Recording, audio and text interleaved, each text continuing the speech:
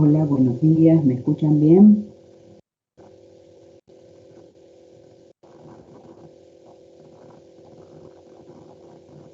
Buen día, profe, si se escucha. Perfecto.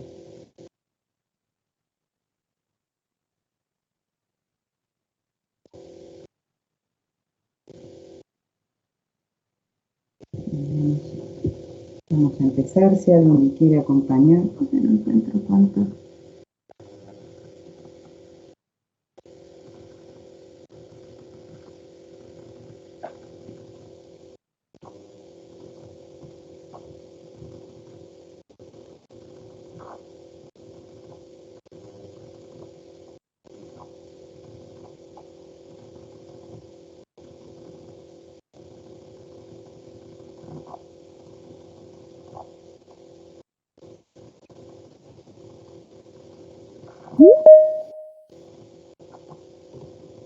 Vamos a esperar unos minutitos más porque tenemos muy pocos asistentes, ¿sí?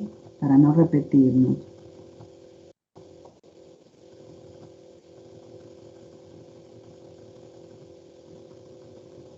Unos minutitos más, ¿sí?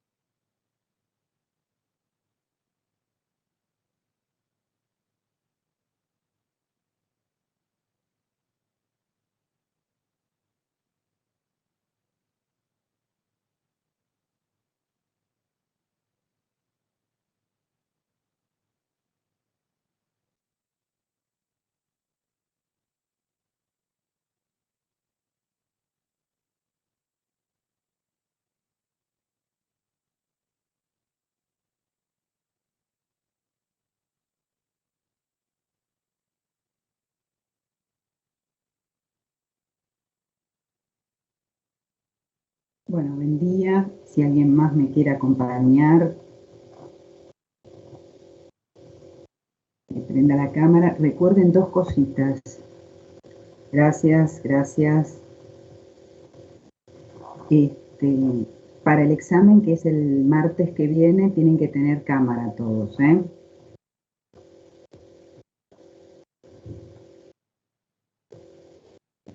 Tienen que tener la cámara. Y tratemos de estar más o menos, porque ahora yo siempre pierdo unos minutos mientras espero que entre. Pero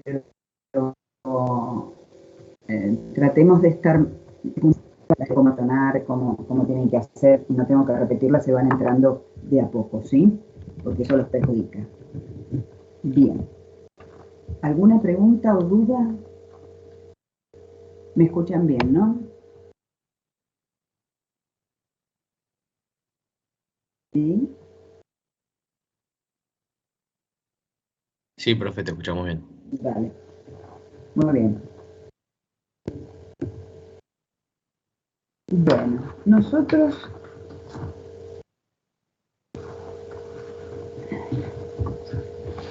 bueno,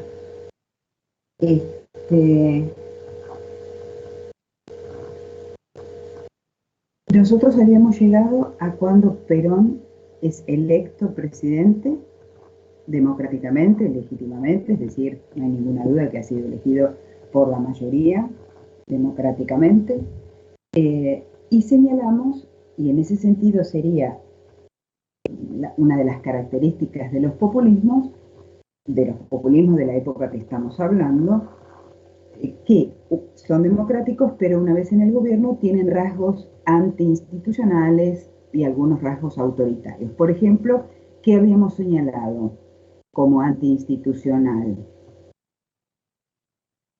¿Recuerdan?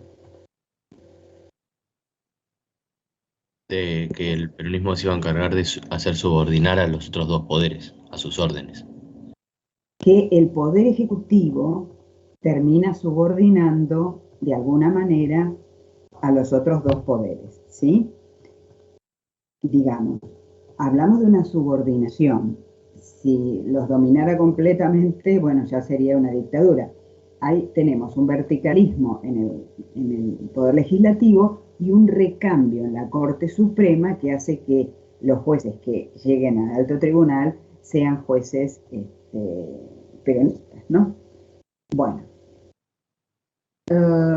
cuando decíamos, recuerdan, fíjense, cuando decimos, ¿qué es el peronismo? Derecha, izquierda, bueno, te lo dice Perón. Dice, el peronismo no es sectario. Algunos dicen que es un partido centrista. Grave error. El partido centrista, como el izquierdista y el derechista, es sectario y nosotros somos totalmente antisectarios.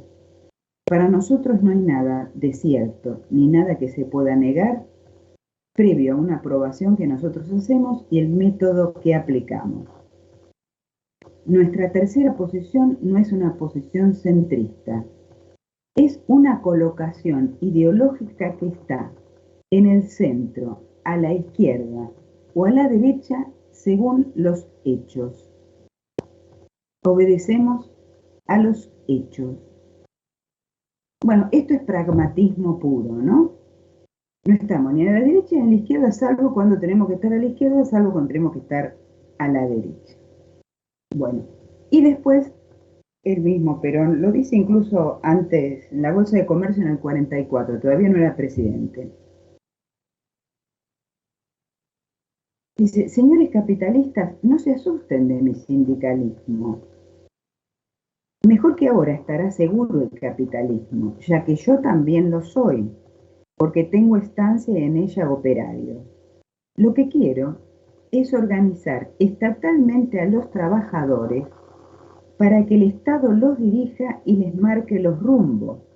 Y de esta manera neutralizarán en su seno las corrientes ideológicas que puedan poner en peligro nuestra sociedad capitalista de posguerra. Le dice, señores, quédense tranquilos.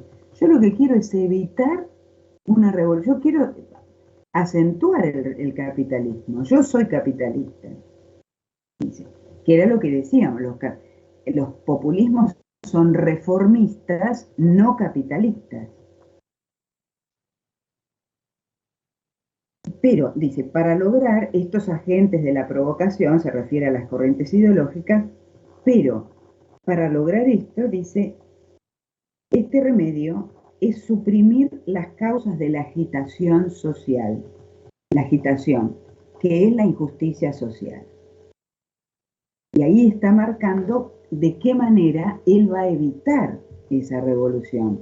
Dice, para evitar esto, tenemos que corregir la injusticia social. Muy bien. ¿Qué es lo que dice? La injusticia social. Muy bien. Habíamos señalado en el 47, se da la ley creo que señalamos, de voto femenino, ¿verdad? El problema es que, si bien es del 47 la ley, lo que ocurre es que todas las mujeres deben ser empadronadas. Esta es una tarea bastante importante que se lleva a cabo a lo largo de muchos años, por eso las mujeres votan por primera vez en el año 52. ¿Sí?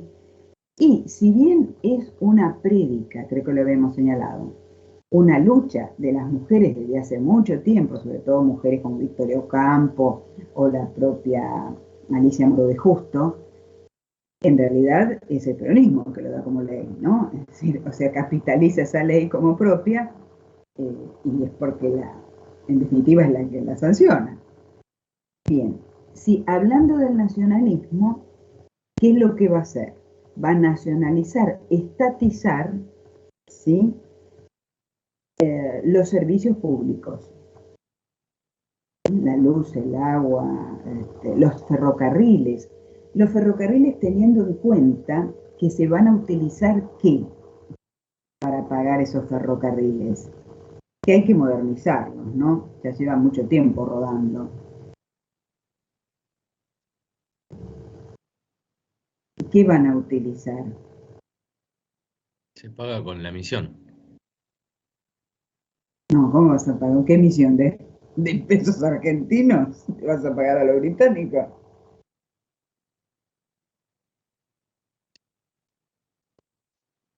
Ya lo hablamos de esto, ¿eh? Ahí está, me lo pusieron, las libras bloqueadas. ¿Se acuerdan que nuestro país había quedado en situación acreedora con Gran Bretaña, pero que Gran Bretaña mantenía esas libras bloqueadas, no las pagaba? Entonces, bueno, había que tratar de sacarlas de ahí. Bueno, una cuestión importante que se va a producir durante este primer gobierno de Perón es una reforma constitucional. Tiene la cantidad necesaria para reunir a los congresales para declarar la necesidad de una reforma constitucional, porque tiene mayoría en ambas cámaras y le sobra para convocarla, y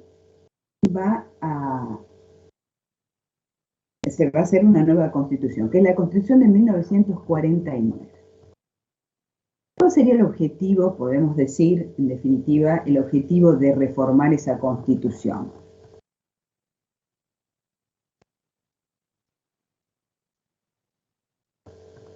Si pudiéramos encontrarle algún... ¿Ser reelecto? Bueno, una podemos decir que es ser reelecto. Vamos a decir, está bien, quiere ser reelecto, perfecto. Y la Constitución, tal como está la Constitución, no se lo permite. Ahora bien, cuando uno lee esta Constitución, se encuentra con cosas muy interesantes, además de la posibilidad de la reelección, ¿no? Como por ejemplo, un minutito, como por ejemplo, y presten atención, algunos articulitos. Dice, la propiedad, artículo 38, la propiedad, Constitución, la propiedad privada tiene una función social. Si hay más de uno, se desmaya. Y en consecuencia estará sometida a las obligaciones que establezca la ley con fines de bien común. Incumbe al Estado fiscalizar la distribución y la utilización del campo o intervenir en el objeto de desarrollar e incrementar su rendimiento de interés de la comunidad. En honor a la verdad, vamos a tener que decir que ni Perón se le animó a la reforma agraria. Ni Perón. En casi todos nuestros países latinoamericanos se llevaron a cabo reformas agrarias, reparto de la tierra entre los trabajadores, menos acá. Interés de la comunidad es procurar a cada labriego o labriega la posibilidad de convertirse en propietario de la tierra que cultiva. La expropiación por causa de utilidad pública o de interés general debe ser calificada por ley y previamente indemnizada. Bien. Otra. El capital debe estar al servicio de la economía nacional y tener como principal objeto el bienestar social. Ahí los que no se ven desmayados con el 38 se desmayaron con el 39. 20 verdades peronistas, pero eso no está en las 20 verdades. No, pero esto está en la Constitución, la ley suprema. Esto se plasma en la ley suprema. Esto es increíble, o sea, increíble por el progresismo que incluye. No, Perón es genial.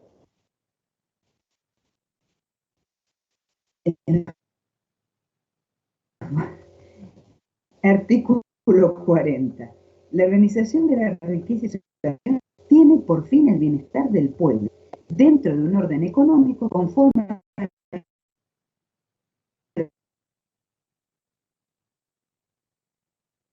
monopolizar y dentro de lo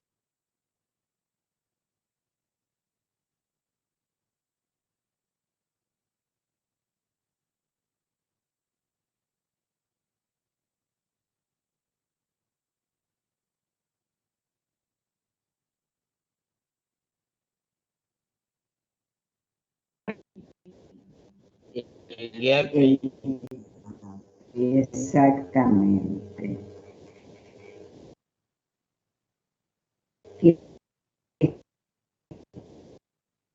Estarán al cargo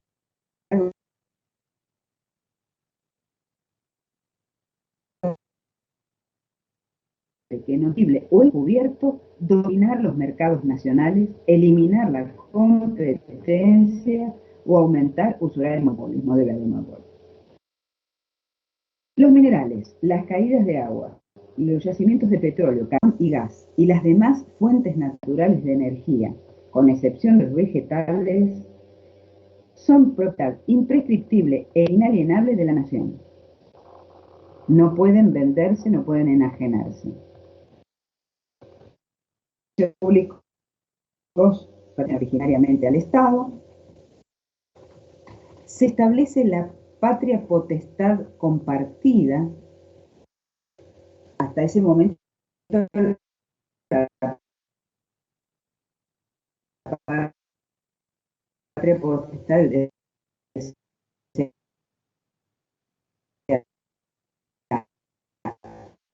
el derecho sobre los... Se establecen los derechos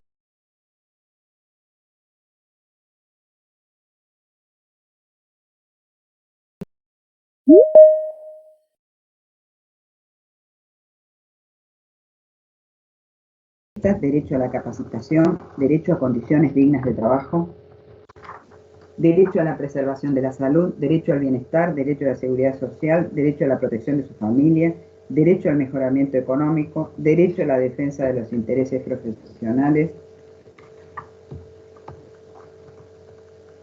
de la ancianidad. Se establecen en la Constitución los derechos de los ancianos.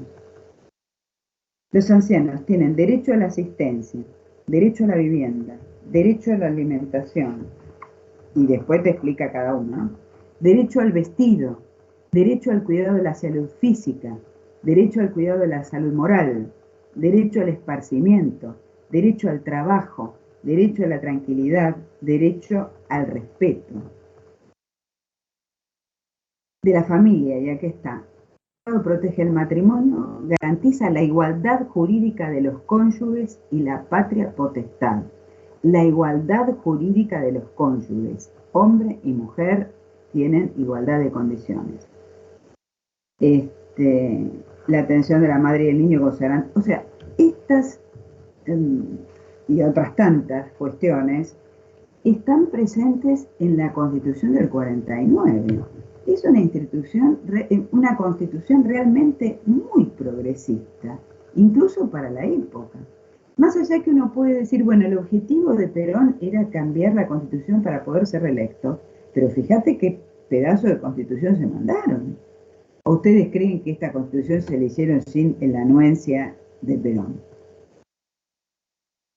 Tal es así que cuando cae Perón, la autodenominada Revolución Libertadora, primero lo saca por decreto, después se da cuenta que eso es demasiado, y entonces convoca a una constituyente proscripto del peronismo, y se vuelve, o sea, se anula, se saca la Constitución del 49, se vuelve a la Constitución del 53, pero ¿qué le sobrevive? ¿El artículo 14 bis, profe? Que por eso se llama 14 bis, que son los derechos sociales, ¿no? Que ahora parece que están en cierto riesgo, porque entre ellos no se puede despedir arbitrariamente, ¿no? Es decir, ni la Libertadora se La animó fusiladora. a sacar estos derechos, que son los derechos sociales, que quedaron como 14 bis, precisamente por eso, que es lo que sobrevive, lo único que sobrevive de la Constitución del 49. Es bastante interesante, ¿no? Bastante interesante cómo esta Constitución, por su progresismo realmente, eso de consagrar los derechos de los trabajadores, de los ancianos en la propia Constitución, realmente, bueno, y después todo lo que significa tanto que la propiedad como el capital tienen una función social y deben estar supeditados al bien común, consagrado por la Constitución. Y la posibilidad de expropiar, bueno, eso también lo tiene la Constitución actual, ¿no? Bueno. Una de las características, y que también se corresponde con los populismos, es la creación, diría Wells, de sus propios mitos. Bueno, hay dos fechas muy caras, muy queridas para el sentimiento peronista. Uno es el 1 de mayo, que en realidad era un festejo o una conmemoración, así decirlo, propia de quienes antes de la llegada del peronismo. ¿Quiénes salían el 1 de mayo con sus banderas? Los socialistas, profe. Los socialistas, los anarquistas, los comunistas, es decir, eran tradicionalmente... ¿Y los radicales nacionalistas? Los de Forja, decís, pero estamos hablando de los que tradicionalmente, ¿no? De los que ya desde el siglo XIX se movilizaban, ¿no? Claro, claro. Es decir, eso era propio de la izquierda, esta conmemoración. Lo que va a hacer el peronismo es justamente tomar este 1 de mayo como algo más propio, ¿no? Como un festejo propio de los trabajadores y más que nada peronista. Y hay otra fecha muy importante, que ¿cuál es? Para el Día de la peronismo. lealtad, profe, 17 de octubre. El 17 de octubre, que se conmemora ¿qué? Día de la lealtad, cuando se trajo a Perón de vuelta. Va, cuando la liberaron Claro, a Perón. cuando es la gran movilización popular que provoca la liberación de Perón. ¿Va a la plaza el domingo, profe? ¿Cómo? ¿Va a la plaza el domingo 17? Pero no solamente esa plaza, fueron un montón. Dijimos que no era solamente a la Plaza de Mayo, ¿no? Que se hizo en muchas otras plazas, en La Plata, en muchas provincias. ¿Eso era lo que me preguntabas? No importa igual. Sí, es el día de que se va a la plaza, se recuerda eso porque se pide por la libertad de Perón. y se ritualiza, es decir, se hace todo eh, una parafernalia, todo un simbolismo, todas grandes manifestaciones de apoyo al peronismo, muy grandes.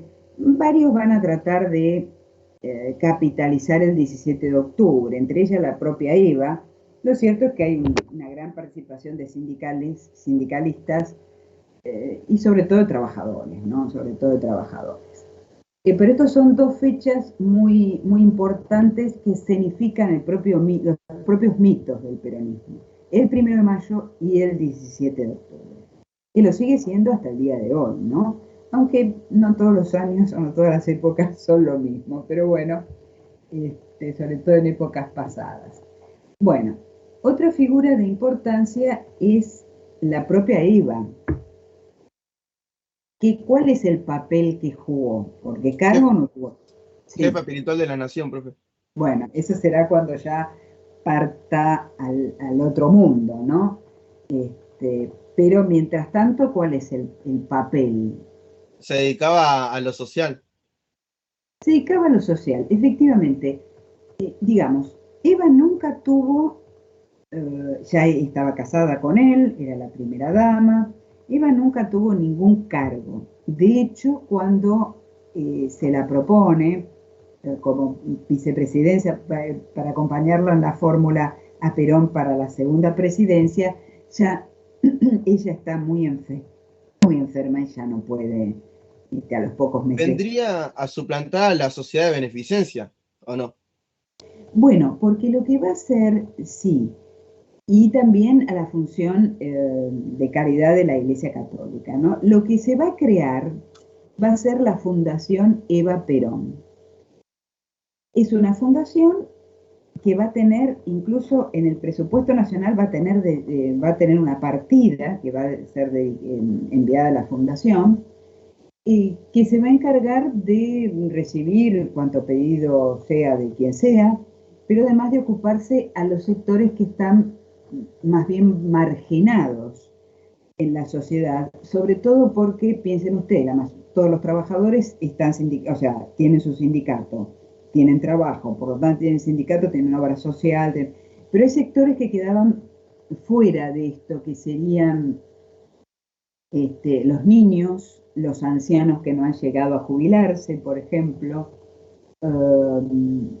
madres solteras, o mujeres sin trabajo. O sea, la fundación se va a encargar sobre todo de estos grupos que quedarían un poco marginados de esa situación social que los contiene, ¿no? Recibía muchas donaciones, algunas eran voluntarias y otras, generalmente a los empresarios de la fundación les llegaba un agradecimiento por la cantidad que te indicaba ahí. Agradecemos el aporte donativo que hace la fundación de, qué sé yo, 1 millón de pesos, estoy inventando. Bueno, entonces ese empresario sabía que era lo que tenía que enviar. Pero bueno, lo cierto es que hay una frase, a ver si la encuentro.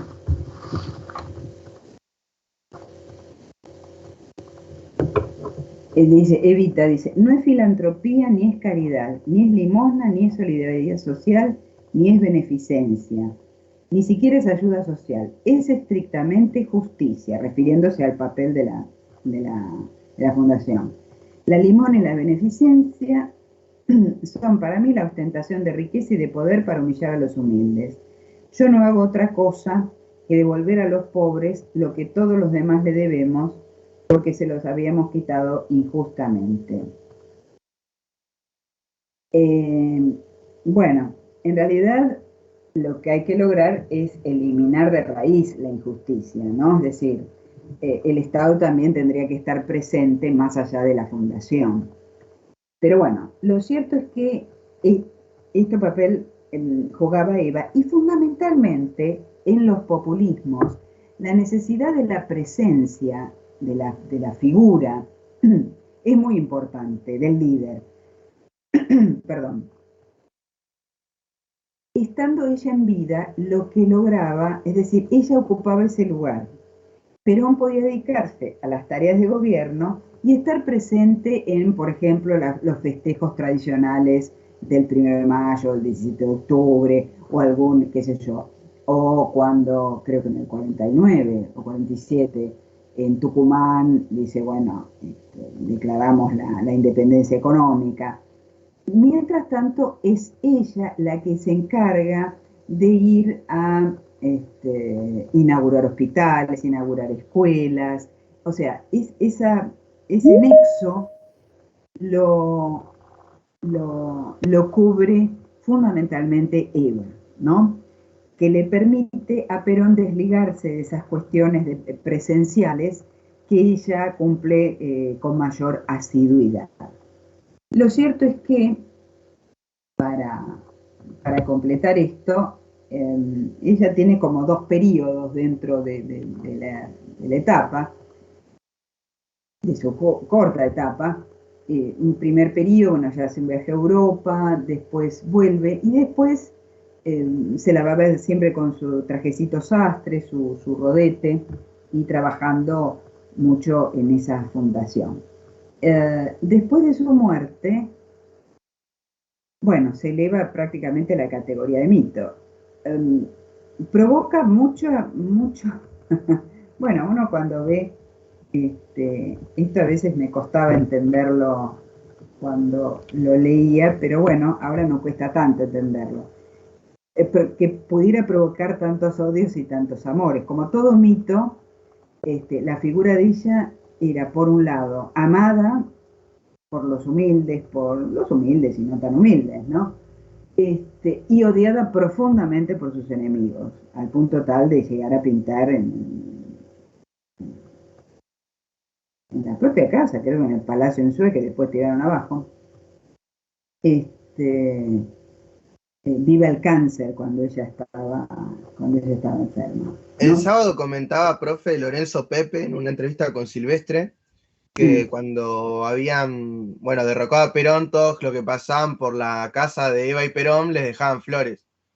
Y lo que hizo Aramburu fue destruirla la casa, para que no pase eso. Echaron abajo esa es una que está donde está hoy la Biblioteca Nacional, que está, vieron, ahí hay unas casonas como el Errázuriz, propio de la oligarquía, ¿no? El Palacio Unzué era un lugar donde residían cuando fue presidente y vicepresidente, ahí murió. Yo no sabía eso, yo también lo vi. Yo honestamente pensé que tiene muchos años, Lorenzo Pepe, pensé que ya no estaba entre nosotros. Me llamó la atención ver que todavía sí, porque es un personaje realmente histórico. Es histórico, olvidar. Sí, totalmente. Por su propia vivencia, ¿no? Claro, obvio. Por su vida y por lo que vivió, ¿no? Porque vos podés vivir 100 años, pero... A los 14 años dijo que estuvo el 17 de octubre. Me pareció muchísimo. Me parece una persona con muchos años, de hecho. Sí.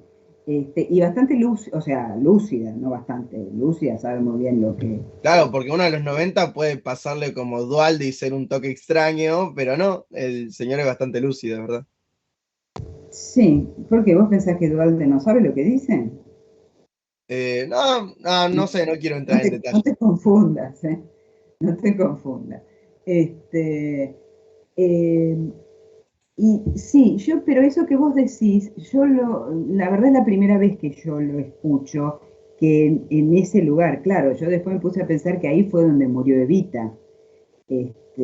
Tirar abajo eso realmente, pero simplemente porque ahí estuvieron residiendo un tiempo. Lo que sí sabía que eso de poner velas y flores se hacía porque esto es una de las cosas que también a veces nos tenemos que plantear como sociedad, ¿no? Hasta qué punto, cuando ella muere estando Perón en su segunda presidencia y su cadáver es embalsamado y lo tienen en la Confederación General del Trabajo como una especie el féretro, como una especie de guarda de honor los trabajadores, ¿no? Después que se produce la Revolución Libertadora, lo sacan de ahí. Fusiladora. Claro, la autodenominada Libertadora. Lo sacan, al principio es un cadáver itinerante, porque sí, a donde lo pusieran si lo llevaban a una dependencia, a un depósito y dejaban ahí, al día siguiente en esa puerta había unas velas y unas flores, o sea, todo el mundo tenía que enterarse. Hay un capitán o coronel que se encarga lo tenía en una camioneta, era un cadáver que iba andando, y después, al final, Aramburu hace las gestiones para que con nombre supuesto el cadáver sea llevado a un cementerio italiano, uno de los 2 cementerios de Milán, creo que es. Después va a ser devuelto a Perón, después va a venir acá a Buenos Aires. Después creo que se lo secuestran un tiempo Montoneros y después al final termina descansando en paz En el cementerio de Recoleta. En Recoleta, nada menos, ¿no? Bueno, deberíamos preguntarnos qué pasa cuando se hacen este tipo de cosas, ¿no? Cuando una sociedad genera personas que hacen este tipo de cosas increíbles, ¿no? Con un cadáver. La CGT le puso una propuesta al Papa para hacer la Santa Evita. Bueno, ya ahí creo que nos vamos un poco ¿no? Ahí ni tanto ni tampoco, es decir, justamente por eso es un mito, Eva, ¿no? Más allá de haber muerto tan joven, una enfermedad que en su momento, hoy día hay distintos tipos de cánceres que pueden ser tratados con muchísima efectividad, incluso si lo hubieran operado antes y lo hubieran vaciado, quizás no hubiera tenido el final que tuvo, pero en esa época era más complicado, incluso cuando Perón trae a una persona, un especialista en Estados Unidos y la opera, ya cuando la abre no hay posibilidad.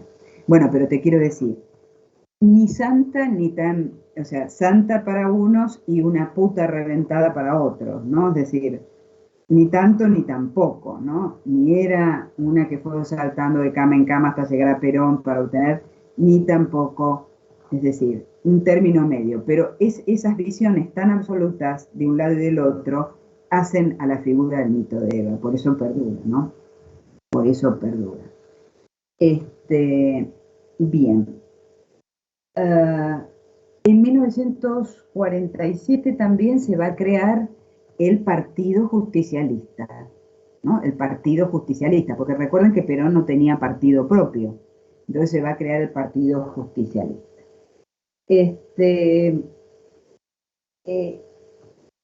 Hay una situación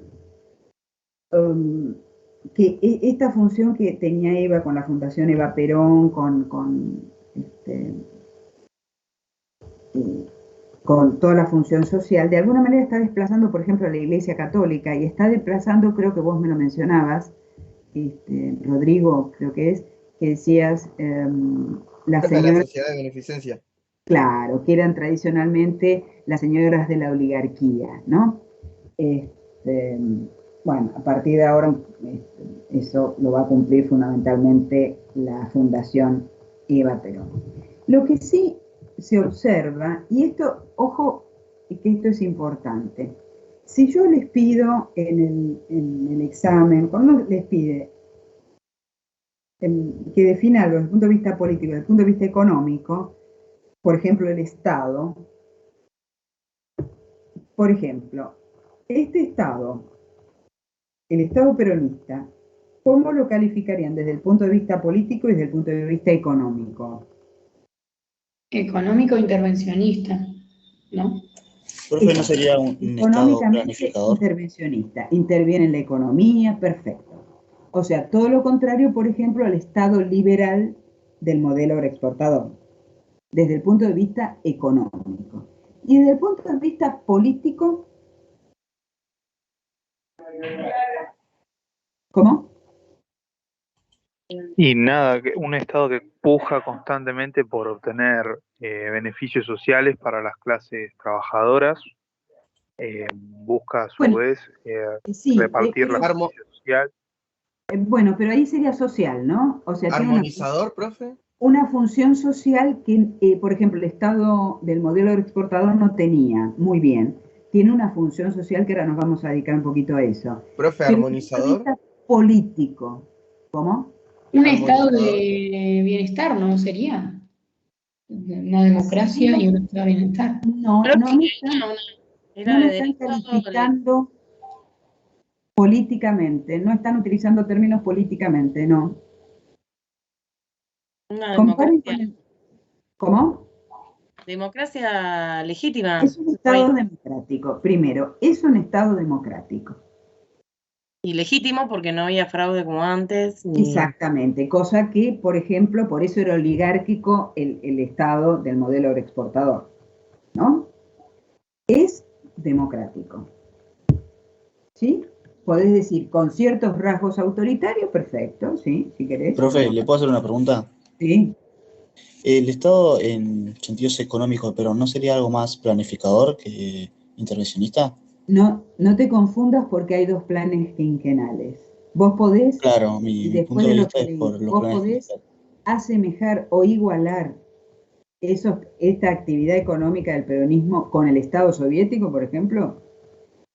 No sé si son iguales, pero no sé, en cierto sentido los dos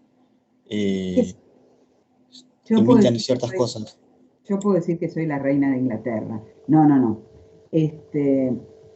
A ver, por más que tenga planes quinquenales, el Estado planificador es un Estado que establece la cantidad de tornillos, la cantidad de pañuelos, que establece que además todo, o sea, no hay fábricas particulares, son fábricas estatales. Claro, acá es un mercado regulado, digamos, no es... Lo acabo de leer, que dice, salvo la importación y exportación, que estarán en manos del Estado, salvo, todo corresponderá, y lo dice en la Constitución Nacional, a la actividad privada. No nos tiene que confundir el hecho que él haya marcado dos, o sea, primero un plan quinquenal por 5 años y después otro, no redundante. No hay que confundirse. Es un Estado intervencionista, pero no planificador. El Estado por más que tenga estos dos planes quinquenales, el Estado planificador al estilo de la Unión Soviética es un Estado, primero, donde no hay propiedad privada y no hay fábricas privadas. Toda la producción es estatal, absolutamente toda. ¿Sí? Entonces, profe, una consulta. Sí. Me quedé pensando, ¿no? Cuando hace referencia a cómo describir políticamente al peronismo, ¿no? También entraría, digamos, el rol verticalista que tiene, digamos, en base a la toma de decisiones. O sea, que, claro, pero es como que todo decir, tiene que hacer referencia. Si vos me decís, sí, porque si vos empezás a caracterizarlo, por ejemplo, pero, por ejemplo, si vos me decís el Estado del modelo agroexportador era oligárquico, entendemos lo que quiere decir. Quiere decir que quienes controlan ese Estado es la oligarquía. ¿Cómo? A través del fraude electoral. ¿Sí? No hay democracia.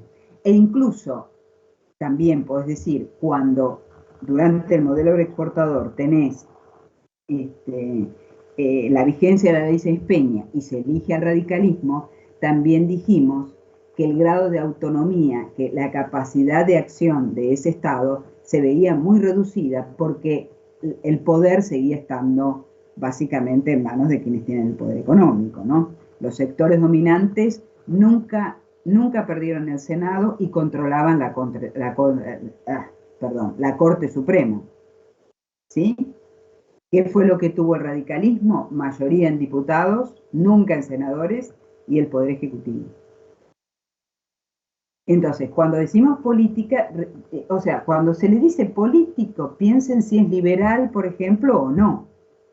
Por ejemplo, el Estado del peronismo, desde el punto de vista político, es liberal, porque es democrático, mientras que el Estado del modelo agroexportador es liberal en lo económico, pero no es liberal en lo político. ¿Se entiende? Siempre distinto. Sí, se entiende. Si vos además querés agregar eso, bueno, hay un verticalismo, ciertos rasgos, perfecto, completás. Pero cuando decimos desde el punto de vista político, piensen en esos aspectos, ¿sí? Si no, no me están respondiendo. ¿Se entiende lo que decimos? Sí, ¿no? Bien. Profe, Sí. Una última pregunta de eso. En la época del modelo exportador dijiste que en lo político conservador sería el término adecuado. Sí, o u oligárquico. Listo, gracias. En realidad, generalmente se lo caracteriza como Estado liberal oligárquico, y ahí sí puede ser liberal en lo económico, oligárquico en lo político. Con Perfecto. esta salvedad, ¿no? Porque uno puede decir, pero bueno, ¿cómo? ¿No hay democracia cuando hay ley seis peñas? Sí. Bueno, pero muchachos, chicas, sabemos que no alcanza con el voto para controlar el Estado, ¿no? La democracia real es cuando existe democracia completa. Bueno, de todas maneras, sí es cierto que hay una votación donde el radicalismo llega por el voto popular, no cabe la menor duda. También pueden señalar eso, pero ¿qué es lo que decimos? Que los resortes del poder económico siempre en manos de los mismos, pero también del poder político, están en manos de la misma persona, que son las que le bloquean constantemente el accionar a Irigoyen. Y cuando se cansaron, le hicieron el golpe de Estado. ¿Está? Bien. Desde el punto de vista social, también hay un cambio fundamental. La relación, por ejemplo, Estado y sociedad civil. ¿Cómo dirían que era la relación Estado y sociedad civil durante el modelo agroexportador? No me quiero atrasar, pero... prácticamente inexistente, diríamos así. Lo que ahora se observa es que el Estado, como recién me decían por ahí uno de ustedes, que el Estado va a cumplir una función social muy importante, porque, o sea, amplía su radio de acción y cumple, que por eso se puede equiparar un poco a lo que decimos estado de bienestar para los países desarrollados, ¿no? La construcción de viviendas, el pago de jubilaciones, el pago de pensiones, la construcción de escuelas, la pavimentación, la luz, el llevar, o sea, todos los beneficios, o sea, una relación más directa con la sociedad. Se encarga de muchísimas. Piensen ustedes, creo que en algún momento lo habíamos señalado, me parece, cuando se crearon los hospitales, que todavía llevan los nombres, son los hospitales creados por las colectividades. Por eso tenemos el hospital italiano, el centro gallego, el hospital alemán, el hospital de Israel. ¿Por qué llevan esos orígenes? Porque los crearon las propias colectividades, no el Estado Nacional. ¿Sí?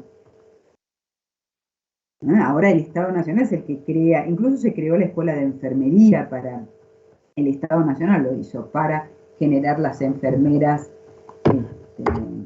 necesarias para la salud. Se lleva adelante un plan de vacunación, hay un ministro de salud muy importante. Bien. Entonces, también la relación Estado y sociedad civil es una relación muy diferente, ¿no? Muy diferente y muy presente, el Estado desde el punto de vista social. Bueno, en cuanto a lo que es la tercera posición, tengamos en cuenta que estamos hablando de la Guerra Fría, tenemos a los Estados Unidos y la Unión Soviética, y esa tercera posición sería una posición que intenta permanecer equidistante tanto de un imperio, por eso el antiimperialismo, tanto de un imperio como del otro. De todas maneras, cierto es que el peronismo no sale del capitalismo. Lo que dice, bueno, es un sistema capitalista, pero con la justicia social del sistema socialista, ¿no? Es decir, como que uniría a ambos, pero siempre dentro del esquema capitalista, como les acabo de leer hace un rato, nunca se habló, muy por el contrario, ¿no? Y en los foros internacionales lo que se intentará hacer es tomar medidas de autonomía, es decir, no votar siguiendo a un imperio u a otro, ¿no? Sobre todo Estados Unidos, sino tomar una actitud más autónoma, si cabe, lo que sería la tercera posición. Bueno, ¿y qué es lo que va, a medida que va, ustedes dirían, a ver, veamos, ¿quiénes apoyaron a Perón al comienzo de su gobierno, o sea, en el 46? para ver las diferencias hacia el final. ¿Qué sectores o qué grupos? ¿La Iglesia Católica, profe? Sí, la Iglesia Católica la apoyó mucho. ¿Por qué? Hay algo que no les dije al comienzo. Porque no estoy seguro. A ver. No, pero porque en realidad o sea, Perón habla de una doctrina cristiana, pero no estoy seguro que sea por eso realmente, así que la verdad es que no sé. Yo creo que tiene Pero más a que ver, ver con lo que dijimos recién, ya hay una pauta que les tendría que decir por qué. Lo social, profe. Estamos hablando de la jerarquía eclesiástica, ¿no? Profe, yo lo veo ligado más a que, o sea, era un teniente coronel del ejército y había gran arraigo, digamos, con el cristianismo dentro del ejército. Sí, eso Yo sí. yo lo veo venir por ese lado, digamos. Pero hay otra cosa bueno. que tiene que llamarles la atención. El peronismo es una valla para evitar el comunismo, chicos. O sea, Claro, el comunismo es fervientemente... el peronismo es una valla clarísima para evitar, ¿no? O sea, primero por ese lado, primero y fundamental. Pero además, durante el gobierno de facto en el que trabajó Perón, en el que surgió Perón, se dio un decreto que establecía la enseñanza obligatoria, la enseñanza católica en las escuelas públicas nacionales. Quien no era de la confesión católica debía a sus padres mandar una nota y retirarse el niño o la niña debía retirarse de lo que era la hora de religión. Perón prometió que si ganaba las elecciones, ese decreto lo iba a hacer ley. Y efectivamente cumplió. Es decir, que ustedes imagínense el grado de alcance que tenía la Iglesia Católica, que se daba catecismo en todas las escuelas públicas de la nación. Los chicos que no eran de esa confesión, sus padres tenían que enviar una nota y el chiquito salía. Me han contado casos de gente recordaba que cuando se iba solita, qué sé yo, al patio o afuera, esperaba, mientras era la hora de religión, ¿no? La importancia tan grande que tiene este acceso de la Iglesia Católica en todo el país. Y siempre digo que me voy a fijar cuándo cuándo termina esto de la hora de religión y siempre me olvido en qué año, porque esto siguió mucho tiempo más, ¿no? La hora de religión en las escuelas públicas, que las escuelas públicas son laicas, ¿no? Entonces, entre esto y la valla de contención, que para esas ideas en las cuales la Iglesia no comulga, es que apoyan decididamente al peronismo. Muchos sacerdotes desde el púlpito llamaban a votar por Perón en la primera presidencia. Bueno, esto por un lado. Entonces, al comienzo, ¿quiénes más? ¿Quiénes más lo apoyan? ¿Una parte del radicalismo, profe? Bueno, la Forja fue fuerza de... ¿Cómo es que se dice? El Forja de la... Radical de la Fuerza... Ay, no me acuerdo.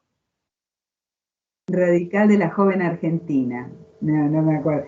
Bueno, sí, algunos radicales, jóvenes sobre todo, viendo toda esta función y todo lo que hace el peronismo, apoyan, sí, numéricamente digamos que no son trascendentes, no son importantes, pero... Bueno, pero el vicepresidente Perón también es radical en el primer gobierno, al menos.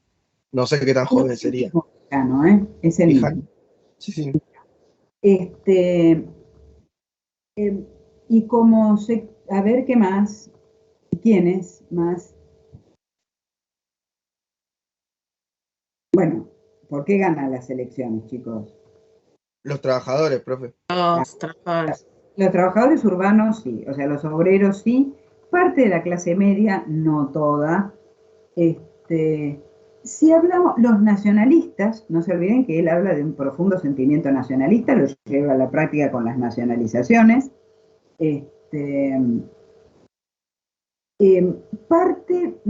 Podemos decir que las Fuerzas Armadas están expectantes. ¿Por qué?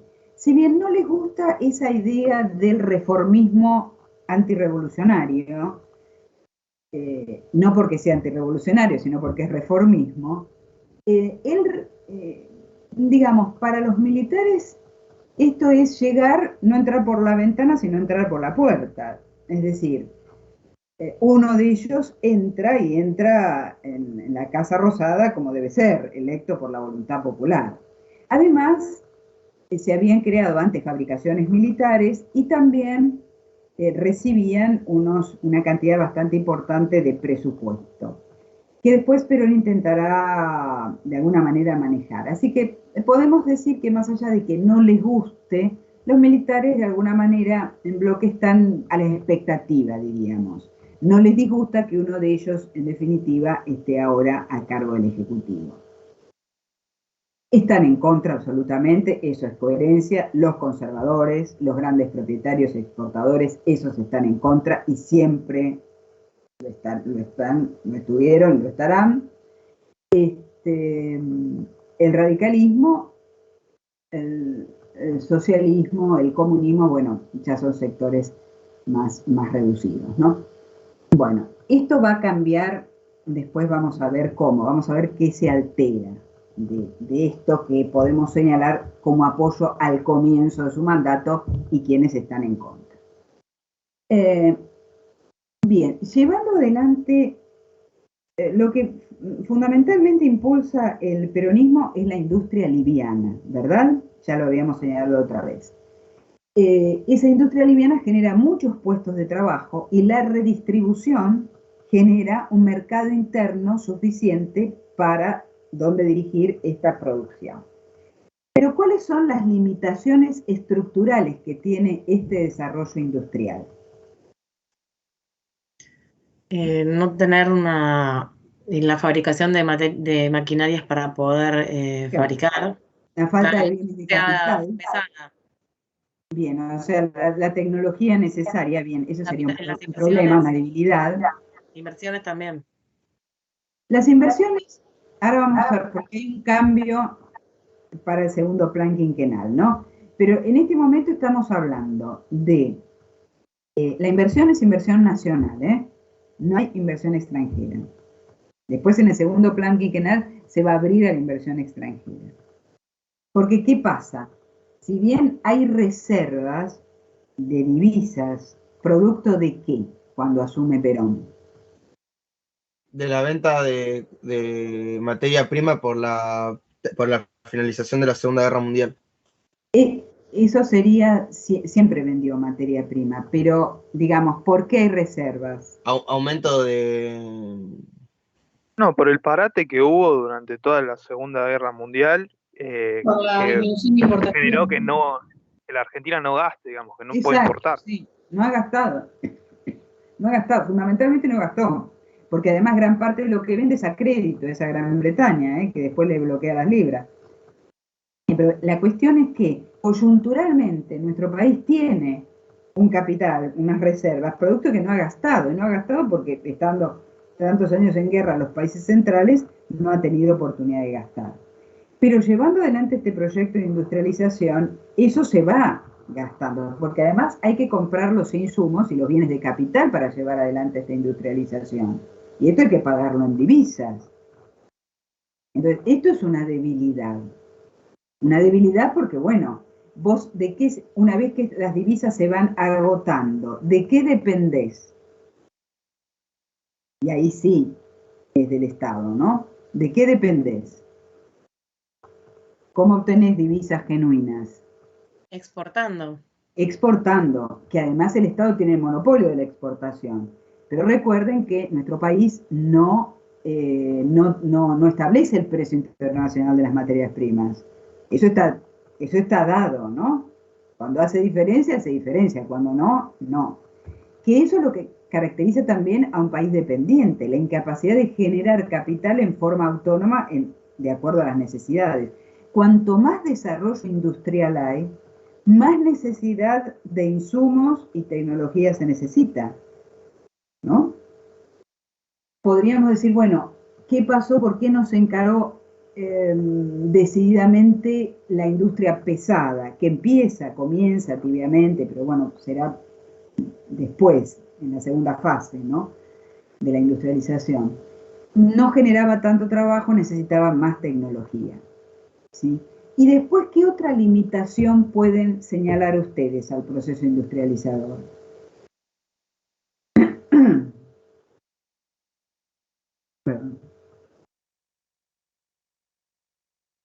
Es una limitación importante, ¿eh? Que está dirigido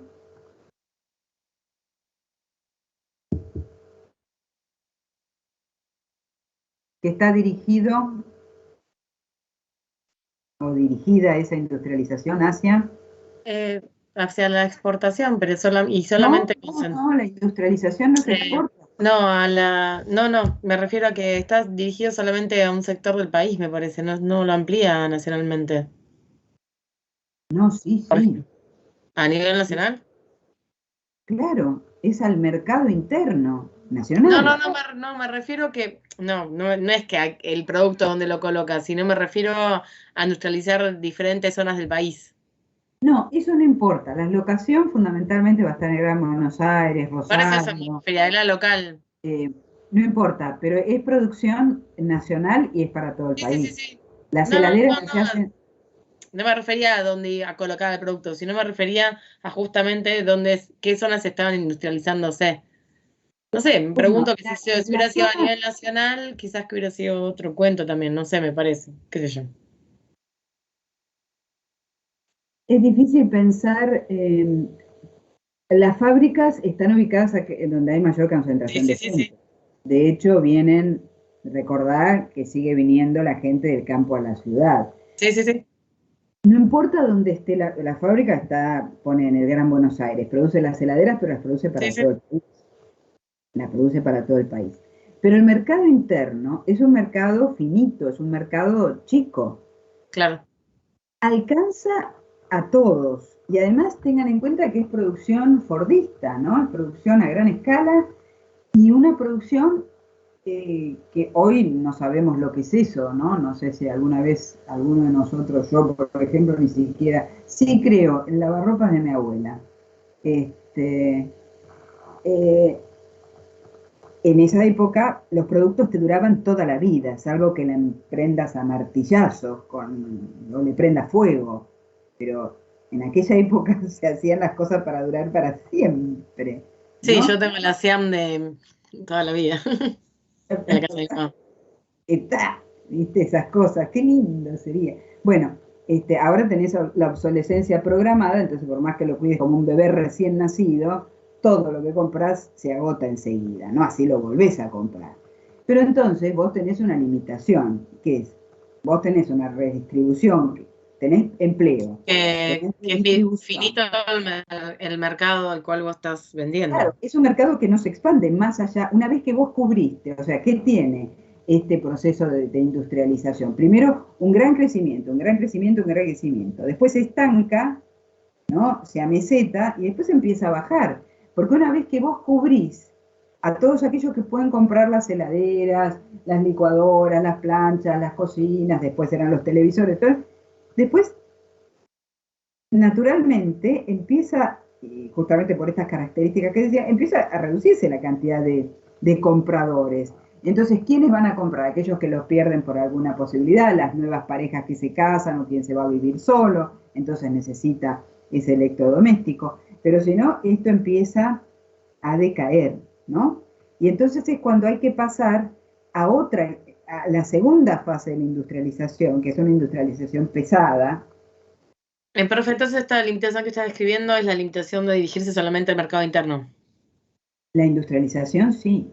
Nuestra industrialización se dirige al mercado interno. No es competitiva a nivel internacional. No se puede competir con las grandes transnacionales ya para esa época vendiendo, qué sé yo, licuadoras o lavarropas en el exterior. Y por eso también el Estado, ¿qué hace? Genera un proteccionismo, porque sin el proteccionismo no habría ese mercado interno. Si no entrarían las heladeras, suponte, norteamericanas a precio de dumping y te controlan el mercado y bueno, ya después te arruinaron. Así. Esto también a veces dice, bueno, el hecho de tener un mercado cautivo hizo que, los críticos, ¿no? Hizo que, bueno, los empresarios se acomodasen en esa situación porque ese era un mercado cautivo, o sea, solamente se podía comprar esas heladeras o esos lavarropas o lo que fuere, y entonces no invirtieron lo suficiente como para mejorar, bueno, podemos discutir. Lo cierto es que sin proteccionismo no habría ese mercado interno. Y sin redistribución y pleno empleo tampoco, ¿no? Pero esto es una limitación. Esto es una limitación, por eso vamos a ver después, pero será en la segunda etapa, para el segundo parcial, vamos a ver que la CEPAL, Comisión Económica para América Latina de Naciones Unidas, lo que propone es la regionalización, ¿no? O sea, agrandar los mercados a través de conformar uniones regionales de nuestros países. Pero, ¿qué pasa?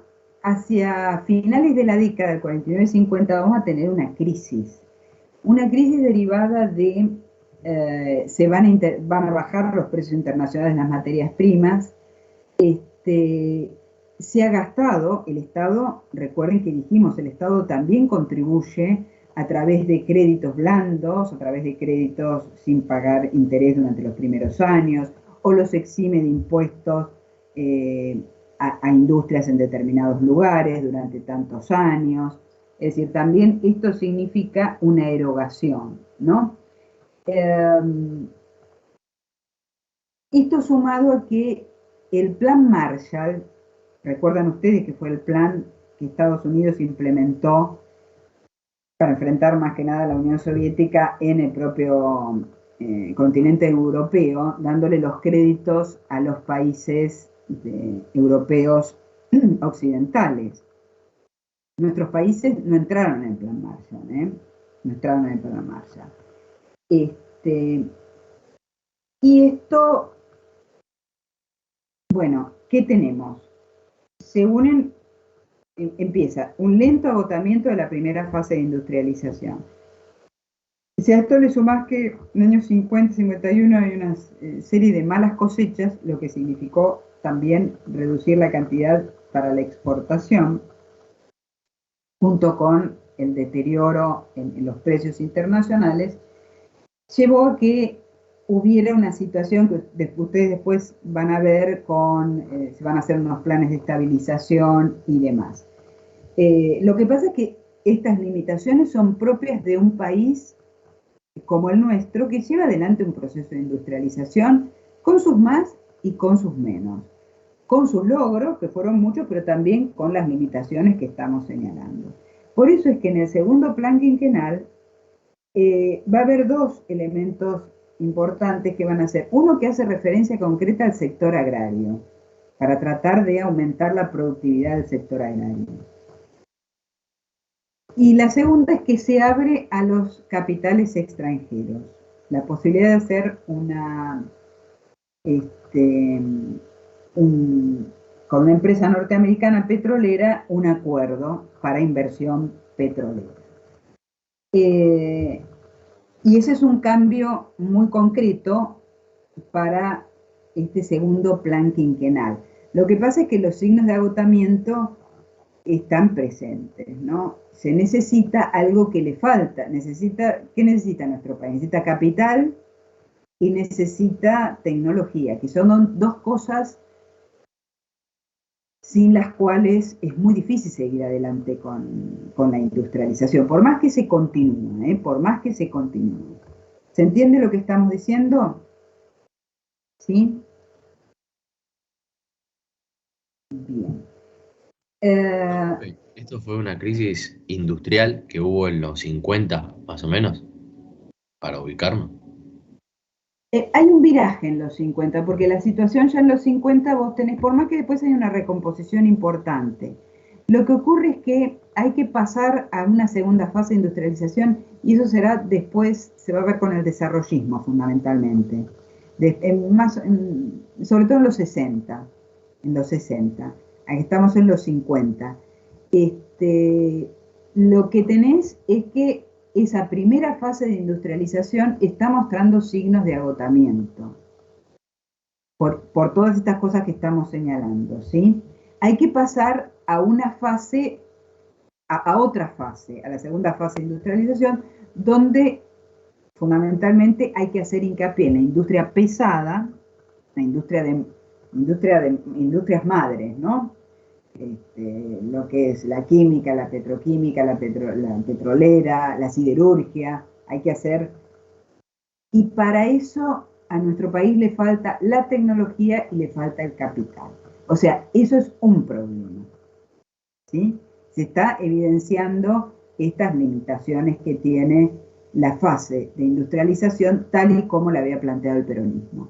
Por eso es que en el segundo plan quinquenal está la posibilidad de abrirse a las inversiones extranjeras. Va a estar la ley de inversiones extranjeras, algo que no había sucedido en el primer plan quinquenal. ¿Sí? De todas maneras, la industrialización continúa, pero bueno, después se va a hacer, por ejemplo, se van a atar con el plan de estabilización los aumentos salariales a la productividad de las empresas, lo cual, bien. Ahora, ¿qué es lo que sucede? De todas maneras, esta crisis se puede conjurar, o sea, se sigue adelante, pero el asunto es la cuestión política, ¿no? ¿Qué es lo que va a cambiar? Perón es reelecto entonces en el año 52, esta vez han votado las mujeres, es reelecto y es reelecto sin fraude, gana limpiamente, nuevamente, asume, en ese momento se hacía los 4 de junio porque el golpe del 43 se hizo el 4 de junio, entonces él asumió el 4 de junio del 46 y ahora asume el 4 de junio del 52 su segundo mandato. Eva muere en julio de ese mismo año, en el 52. Ahí Perón o sea, la presencia de Perón va a ser más necesaria. Recuerdan que dijimos hace un rato que ella era la que tenía esa presencia continua ante la población, ahora va a tener que hacerlo más Perón. Pero ¿qué cosas van a cambiar que van a llevar al golpe del 55? No tanto la crisis económica que está conjurada, después van a ver, o sea, se logra sortear, de todas maneras había que plantear unos cambios sin lugar a dudas. Profe, le hago una pregunta. ¿El segundo plan quinquenal arranca con la crisis o antes?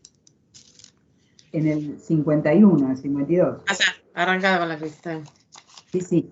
Hay un viraje, ya lo podemos, para ir más fácil, como para que lo tengan en el 50. Ahí ya la cuestión en el 50.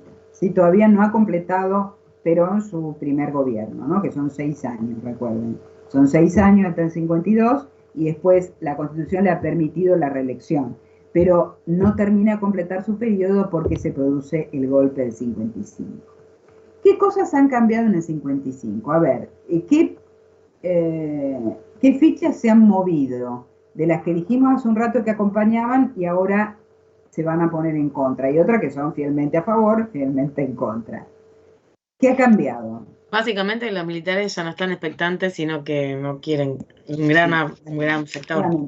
Nunca tuvo un apoyo mayoritario Perón. No, pero no estaban en contra. Claro, mayoritariamente en contra. Él tenía su grupo dentro del ejército, que es su ramo, ¿no? Dentro del ejército. Su fuerza, quiero decir. Pero tenía una gran mayoría en contra dentro del ejército, toda la armada en contra, la marina era antiperonista a rabiar, y la fuerza aérea, que era la más pequeñita de todas, también estaba en contra. Los militares, cierto es que, ¿qué es lo que pasa? Perón intentaba, de alguna manera, manejando los presupuestos, te doy más, te doy menos, también intentaba inmiscuirse en los casos de ascensos para los cargos más altos dentro de las Fuerzas Armadas. Eso molestaba mucho a las Fuerzas Armadas. O sea, esa injerencia, que es lo que pretendía Perón, obviamente que los que ascendían a generales fueran del palo. Y eso era algo que, más allá de que estaban en contra por todo este proceso que hemos señalado, eso era algo que las Fuerzas Armadas no toleraban.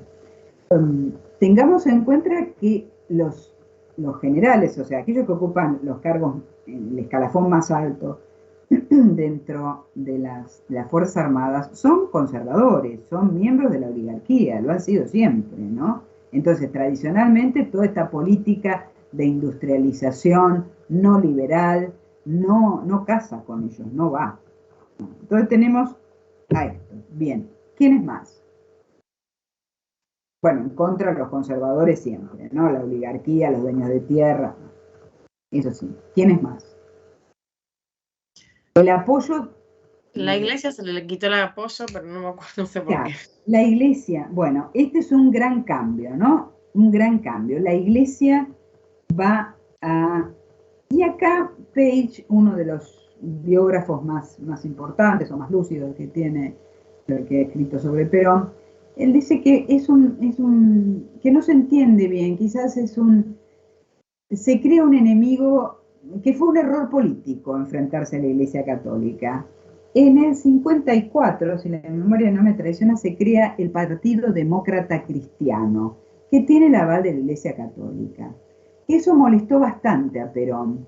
Pues dice, bueno, para cristianos estamos nosotros, ¿para qué se necesita un partido demócrata cristiano? Como si ese partido o partidito le fuera a hacer sombra al partido peronista, ¿no? Pero lo cierto es que hay unas cosas que molestan bastante a la Iglesia Católica. ¿Alguien sabe unas leyes? ¿Alguien sabe a cuáles me estoy refiriendo? A la de casamiento, profe.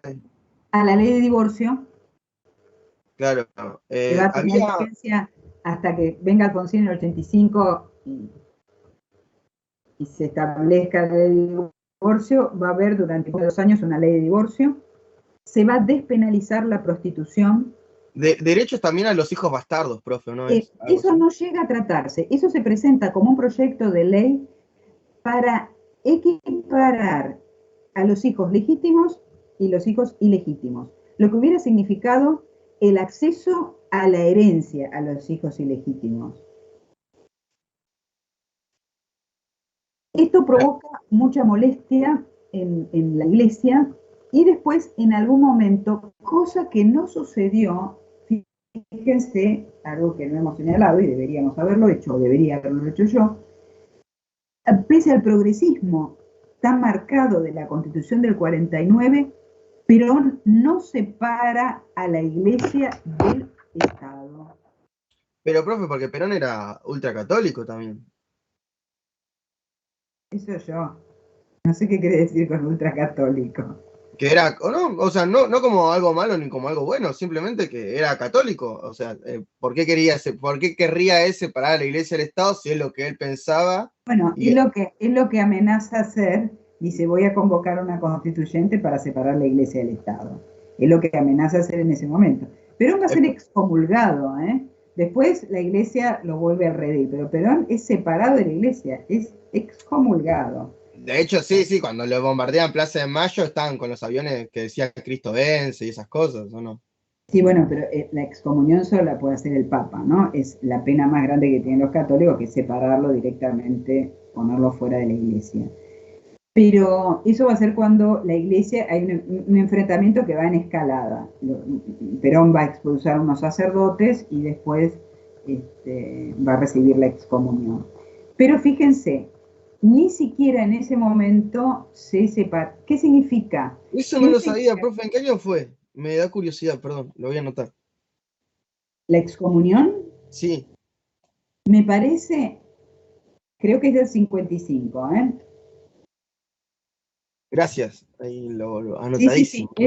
Eso es con seguridad, ¿eh? Creo que cuando echa a los sacerdotes, que expulsa a unos sacerdotes del país, Y ahí directamente es excomulgado por el Vaticano. Pero fíjense, incluso la Constitución que tenemos ahora del 94, en su artículo 2 dice: el gobierno federal sostiene al culto católico apostólico romano, lo que significa que todos nosotros, seamos de la confesión que seamos o seamos ateos, tenemos que pagarle a la Iglesia Católica. Por eso dice sostén, ¿no? Bueno, así son las cosas, ¿no? Incluso hasta hoy.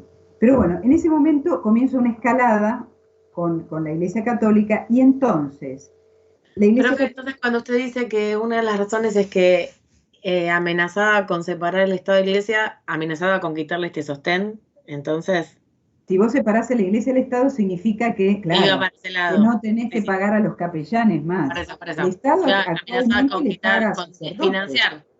Cuando Claro, deja de darle plata, que dicho sea de paso la Iglesia no necesita, ¿no? Pero bueno, eso está establecido, por eso los capellanes castrenses, su sueldo lo paga el Estado, lo pagamos todos nosotros. Sí, eso sabía, pero Perón en ese entonces amenazó con quitarle eso o se lo quitó. Amenazó. El constituyente ya se había hecho la Constitución, y la Constitución seguía sosteniendo el culto católico, ¿no? Pero bueno, era como una escalada donde, bueno, vos haces esto, tú, yo voy a hacer tal cosa, esto, aquello, tenía los números. Bueno, el asunto es que esto provoca una... por ejemplo, que todas las celebraciones religiosas, como el Corpus Christi, todas las celebraciones del santoral que tienen que ver con fechas propias del catolicismo, sean más que nada, más que celebraciones religiosas, eran mitines políticos, ¿no? Porque convocaban a un montón de personas contrarias al peronismo. Después algunos, cuando esto escala, algunos partidarios del peronismo van a incendiar algunas iglesias tradicionales, no quemarlas totalmente, pero sí crearles algún tipo de ataque, de pérdida, no sé cómo se dice, no me sale. Vandalismo, como que... Vandalismo. Sí, sin lugar a dudas. Lo cual va a generar también un conflicto, porque piensen ustedes que gran parte del pueblo peronista que apoya a Perón también viene de una tradición católica. Entonces hay como cierta cosa que ahí los deja un poquito sin saber dónde pisar, ¿no? Pero bueno, como institución estamos hablando. Entonces, se va preparando lo que va a ser el golpe de Estado. Por más que Perón tenga la mayoría de la población de su parte, eso es indudable, quienes tienen la fuerza suficiente son los que van a llevar adelante el golpe de Estado. Y en junio del 55 se produce, ¿qué? 16 de junio del 55. El bombardeo a Plaza de Mayo, profe. Bueno, eso es algo, piensen ustedes, el único caso en América Latina. Una vergüenza. Qué sé yo, sí, que sus mismos militares atacan la nación. Maten a sus civiles. Maten a sus civiles. A la ciudad capital, una ciudad en objetivo civil, para tratar de matarlo a Perón. Es decir, la verdad que es una aberración, ¿no? Aviones de la Marina con la leyenda Cristo vence en el fuselaje, bombardearon, pero como ustedes saben, ¿no? Los daños colaterales. Creo que cayó una bomba en el patio de las Palmeras, alguna otra. Después Perón se había ido al Ministerio de Economía, creo. El asunto es que bombardean Plaza de Mayo durante más de 2 horas. Con la gente caminando por ahí, un desastre. La gente, pero además era el momento del mediodía, donde muchos oficinistas y trabajadores iban a la plaza, por ejemplo, a comerse un sándwich, donde los niños salían... Fallecieron chicos, es verdad, profe. Un autobús. Salía el tranvías que había en esa época, salía el turno de la mañana y entraba el turno de la tarde a las escuelas. Hay más de 300 muertos. Las imágenes son realmente devastadoras. Ver a los muertos y a los tranvías es una cosa, pero de una barbaridad. huyen a Montevideo estos aviones. Es decir, piensen ustedes, a veces también hay que pensar y reflexionar en eso, ¿no? Cómo la violencia campea o cómo se puede generar un nivel de odio tal que para matar a una persona sean capaces de bombardear una ciudad, ¿no? Aparte, a ver, ¿qué efectividad podían tener bombardeando una ciudad para matar a una persona? Medio como... Bueno, si lo hubieran matado, ¿sabés cómo hubieran festejado? Por eso, pero lo que voy es que si yo quiero matar no voy a bombardear una plaza, no sé cómo explicarte. Claro, porque yo también pensaba, ¿por qué no agarras un francotirador? Claro, una cosa más.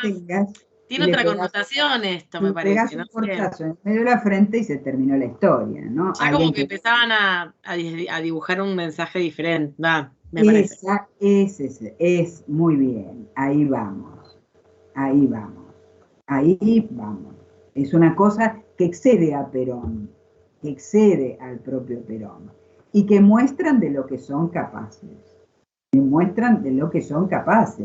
Bueno, después terminaron matando a miles y miles de personas, ¿no? Perón sale en ese momento, no cae en junio, Perón sale en ese momento, da un discurso, está muy sacado, muy dolido, porque bueno, la situación es realmente...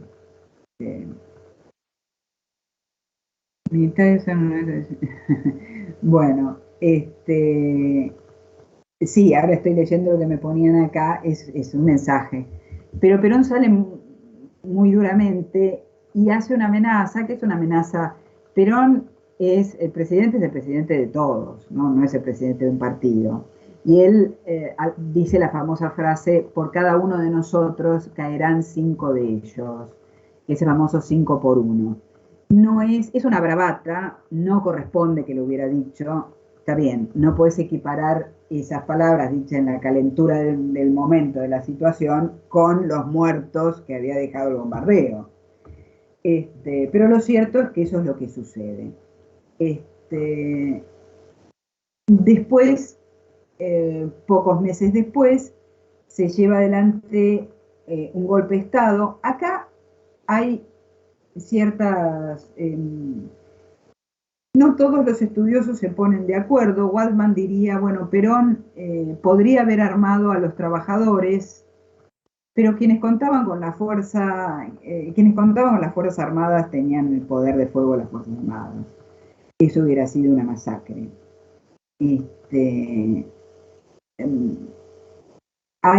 Comienza un levantamiento en Córdoba, no hay, Lonardi está a cargo, hay dos sectores dentro de la oficialidad, dentro de las Fuerzas Armadas. El que va a hacer el golpe, que al final se acuerda con Perón, que parta al exilio, va a ir a una camionera que lo va a llevar primero al Paraguay y que después va a estar por distintos lugares hasta que terminará recalando la mayor parte de su exilio en Madrid hasta su vuelta. ¿Isaac Rojas, profe? El que hace el golpe es un tal Lonardi. Luego, pero es el sector más moderado dentro de las Fuerzas Armadas, porque dentro de las Fuerzas Armadas tenés dos sectores nuevamente.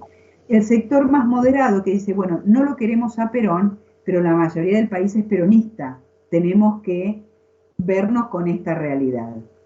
Y están los que representa Aramburu del Ejército y Rojas de la Marina, que una vez que es desplazado Lonardi, porque Lonardi es el que hace el golpe y es el que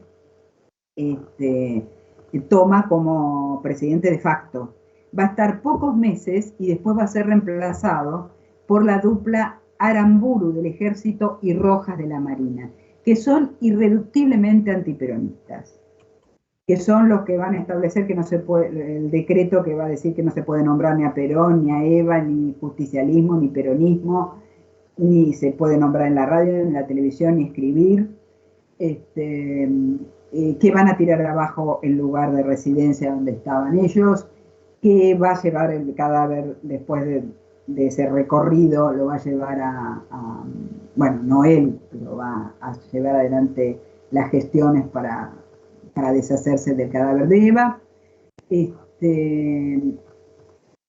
irreductiblemente antiperonistas, que van a ser los que van a quedar, digamos, al mando de ese gobierno de facto, de esa dictadura, ¿no?, que comienza. Y que, bueno, no hay un baño de sangre porque, bueno, Perón decide firmar su renuncia y marcha hacia el exilio.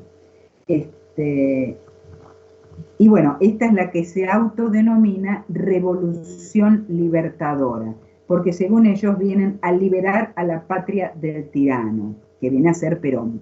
Entonces, cuando hay que referirse a Perón, no se puede decir Perón, no se puede decir Juan Domingo Perón, entonces hay que referirse como el tirano prófugo, como el dictador, o como, no sé, hay que utilizar palabras, pero no se lo puede nombrar. Hay un decreto de marzo del 56, creo que es,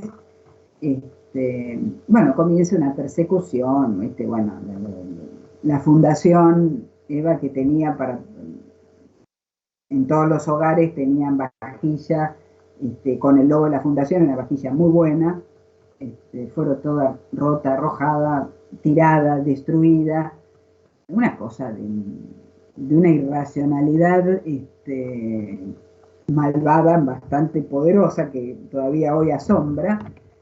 Y les iba a decir algo.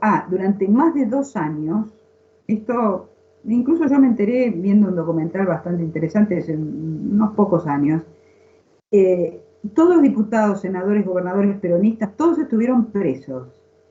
Todos. Por el simple hecho de ser peronistas, de haber sido electos como peronistas. Todos estuvieron presos. En grandes galpones. Algunos empresarios también, profe. Sí, estoy hablando, eso aparte, ¿no?, de que eran acusados, pero te digo, diputados, todos los que habían ostentado un cargo durante el peronismo, electos por la voluntad popular, estuvieron más de 2 años presos. Tengo en mi memoria, estoy recordando de ese documental justamente, que era un gran depósito, como un gran hangar donde estaban las mujeres, por ejemplo. Durante más de 2 años presas por haber sido electas, cuando ya podían serlo, como diputadas por el peronismo. Bueno, esa parte que comienza a partir de ahora ya la vamos a ver para el segundo parcial. ¿Sí? Entonces, igualmente ustedes van a terminar el viernes todo esto, fundamentalmente con hincapié en la cuestión económica, y ¿qué vamos a tener? El periodo nuestro iría desde que vamos a tomar de 1810 a 1955, ¿verdad? ¿Qué material son las lecturas que hemos trabajado hasta el momento? Que creo que todos lo deben tener, por lo menos si no lo han leído, pero por lo menos lo tienen en las manos. ¿Qué son? Las lecturas correspondientes son Osona, Goldman, Chiaramonte, Myron Burgin y Oslak. Después tenemos los 4 capítulos de Rapoport, capítulo 1, 2, 3 y 4. Si quieren ahora les digo qué partes, qué puntos pueden no ir, los sacamos, vemos el índice.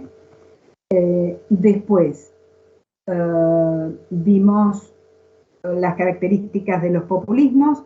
La lectura de Laclau, esas se las dejo aparte porque no se las voy a pedir, digamos, porque es un poco compleja. Pero sí las características de los populismos en base a las lecturas que la tienen en su vida. Lo de Mormis y Portantiero, en cuanto a los obreros nuevos y los obreros viejos. Y creo que no me estoy olvidando de nada. A ver si... ¿Estamos de acuerdo? ¿Aló? Sí, profe. Sí, profe. Profe, entonces de Rapoport, del capítulo 1 al 4, ¿no? Sí. Les puedo decir los ítems que no les voy a tomar. Si quieren tomar nota.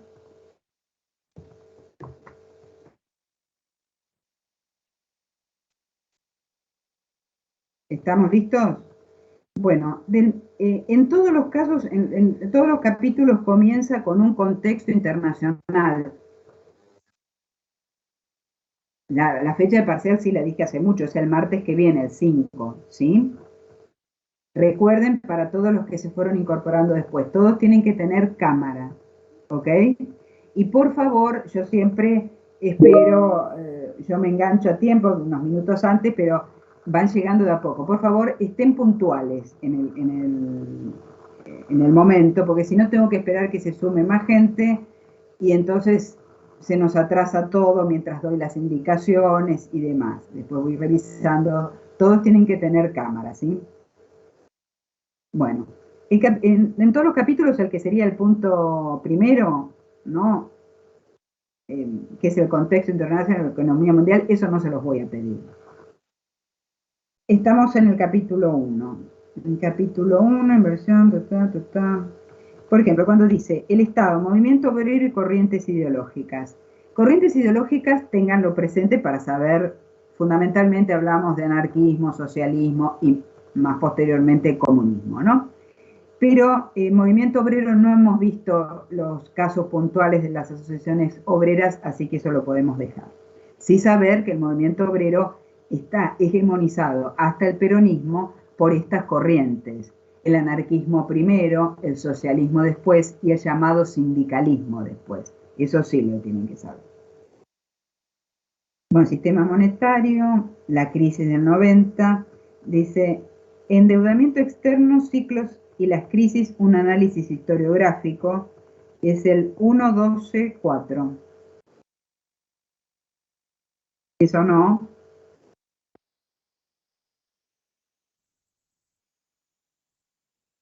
Por lo demás, sí, en características generales, ¿no?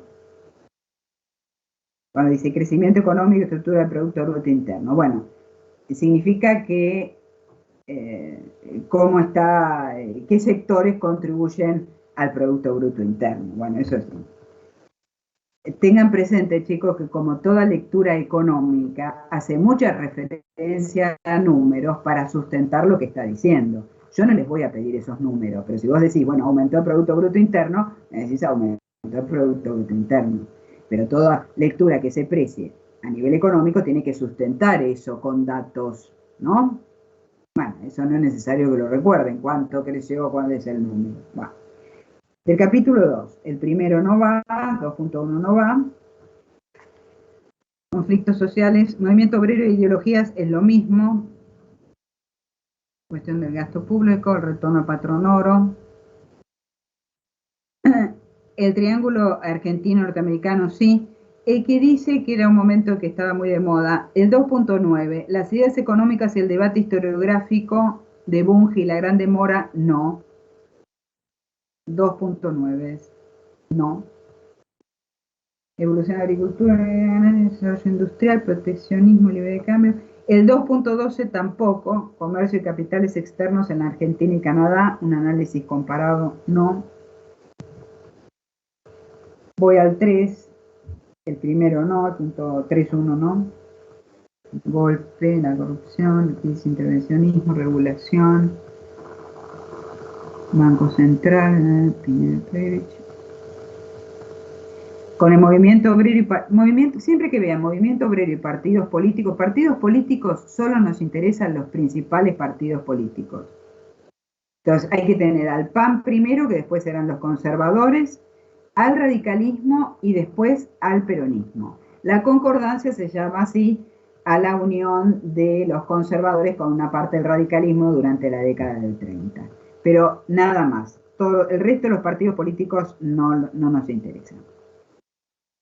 El movimiento obrero, los partidos. Organizaciones empresariales, todo cuando ven organizaciones empresariales, déjenlo. Es el 3.10.3. Proceso industrial, la Segunda Guerra Mundial y sus repercusiones. Sector industrial. El 3.14, el Consejo Nacional de Posguerra y los debates, tampoco. Vamos al 4. Contexto internacional, el punto 1, o sea, 4.1 no va. Movimiento obrero y partidos políticos, lo mismo. Los partidos políticos son los principales, todo lo demás no nos interesa o no se los voy a tomar. Organizaciones empresariales, que es 4.4.1, no va. Los debates historiográficos tampoco, 461.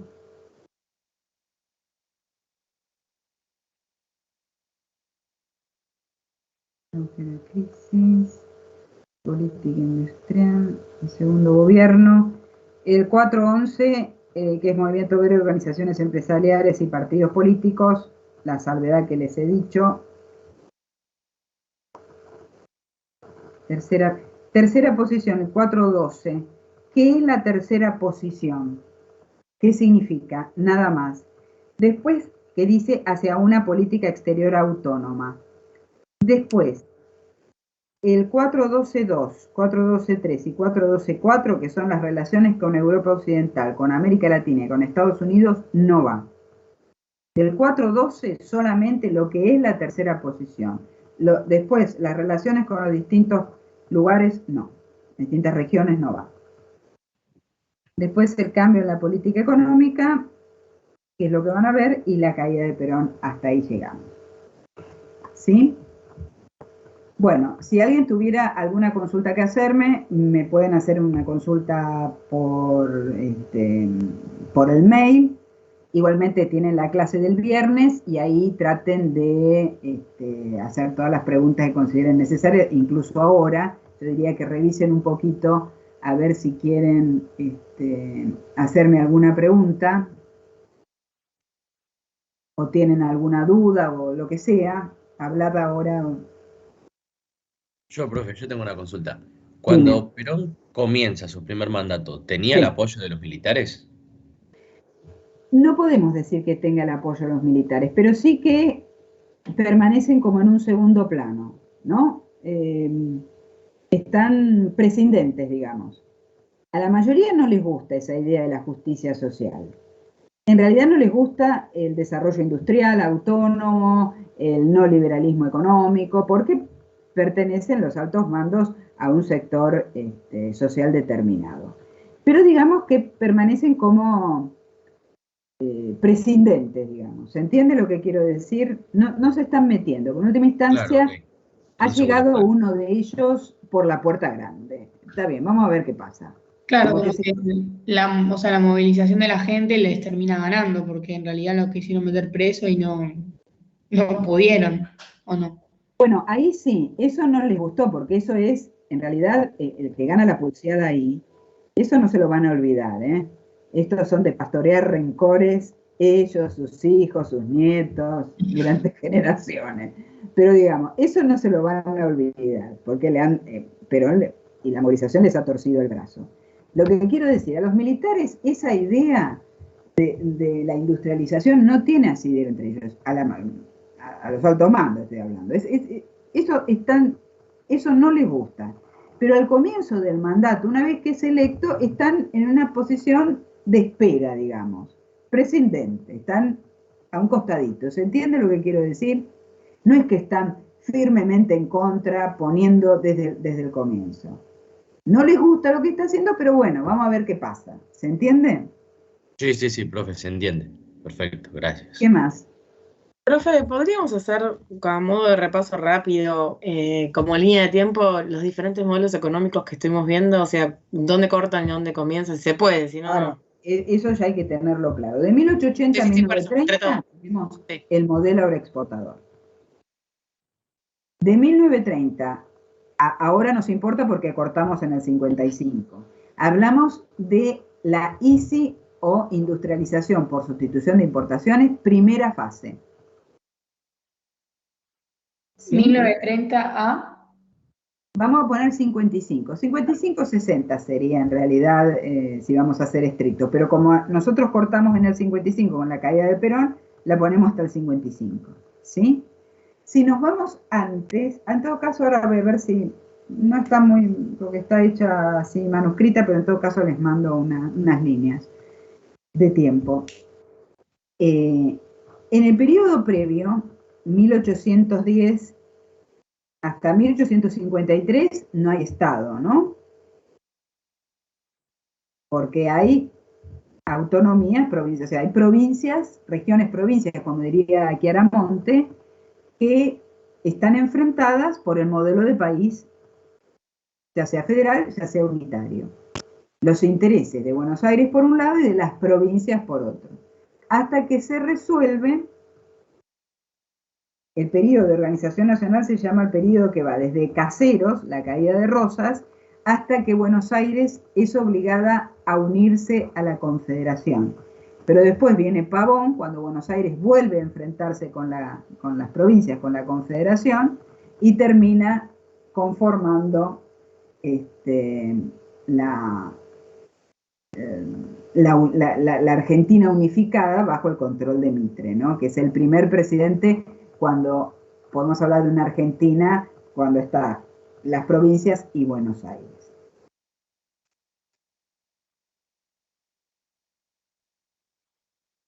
Después, una vez que pasa eso, en 1862 y hasta 1880 tenemos lo que se llama el periodo de centralización de la autoridad.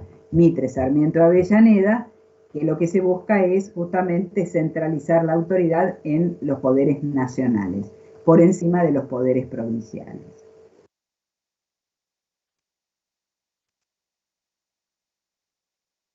Las dos únicas siglas que no pueden ignorar son el MAE, modelo agroexportador, e ICI, que es la ICI, porque es la industrialización sustitutiva de importaciones. Digamos, es lo único que les puedo dar les puedo poner en siglas, ¿no? Después todo lo demás lo nombramos. ¿Qué otra pregunta más?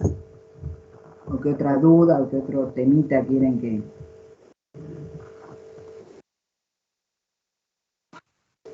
Hay que saber también lo del patrón oro cuando se... Sí, no, sí lo que significa el patrón oro, cómo funcionaba la caja de conversión y qué es el patrón oro. O sea, qué significa y qué debilidades tiene, de qué depende el patrón oro, ¿no? Y después recuerdan ustedes que hay, por ejemplo, en 1890 se produce una crisis, tanto económica como política, porque los bancos garantidos tenían la posibilidad de emitir siempre que depositen oro en la nación, a cambio del cual se le habilitaba a la emisión. Se les daba unos bonos del Estado que representaban el oro depositado. Lo que pasa es que después esos bancos los vendían en el exterior para obtener más oro, y entonces el oro que tenía la nación en realidad estaba en manos de los extranjeros, ¿no? Que eran los que habían comprado esos bonos.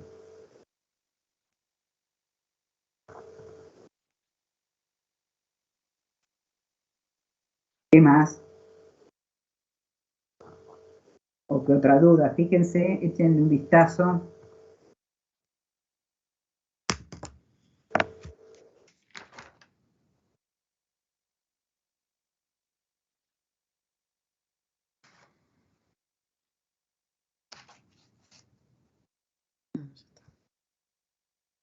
Traten de, cuando escriban, tienen que hacerlo manuscrito y mandármelo por foto.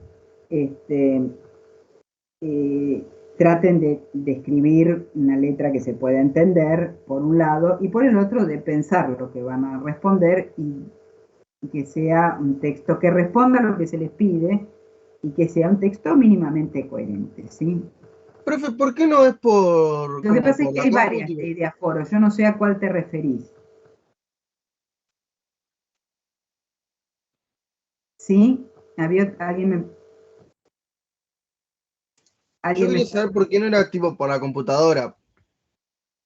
No, es porque quiero que lo escriban. Oh, ok. Pasa que mi letra no es la más entendible de todas. Trata de que lo sea. Ah, sí, lo voy a intentar. Practicarla. Ponela, no sé. Pero no, la voy a escribir a mi hermana de última.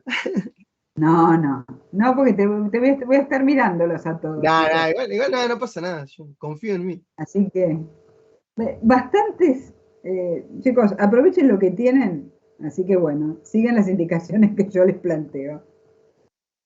Profe, ¿cómo es? No entendí. Más de uno, con letras incomprensibles. Sí, podés escanear y subir, no, al campus no, me lo mandan al correo, a mi correo, ustedes me van a mandar cuando terminan, sacan la foto, lo escanean y me lo mandan al correo de donde reciben ustedes este enlace para estar en esta reunión, ¿sí? A mi correo, ¿ok? ¿Sí? Lo que les pido es que se fijen que estén en orden, en la medida de lo posible, aunque a veces cuando lo mandan se dan vuelta las hojas, no sé por qué. Todas las hojas tienen que tener nombre, apellido, número de registro y el número de la hoja 1, hoja 2. Después les voy a decir... ¿Se lo mandamos en formato de foto o se lo podemos pasar un PDF y es más, o a usted no le conviene que sea PDF? A veces el PDF me cuesta, depende cómo me lo manden, a veces el PDF me cuesta abrirlo. Eso he tenido a veces algunas dificultades. Por eso, si es una foto y me la mandan, para mí es la que mejor resultado pasa cuando lo sacas en cámara frontal. Puede ser, sí, puede ser eso fíjense. Pero bueno, en todo caso, yo lo que pasa es que tengo que descargarla y dar la vuelta, es medio un embole. Pero a veces el PDF me cuesta. Mándelo como pueden, pero me parece que a veces la foto y mandarla es lo más fácil, ¿no? Si quieren escanearlo, también lo pueden escanear. Pero he tenido algunos problemas. Yo no puedo abrir, me ha pasado, tienen que revisar que llegue, que les diga que ha llegado, pero me ha pasado algunos que no entró, ¿no? Y cuando es así, chicos, es lamentable, pero no lo hicieron. Pero bueno, eso no hay problema. O sea, la mayoría lo hace, casi todos lo hacen perfectamente, así que no hay problema. ¿Qué más?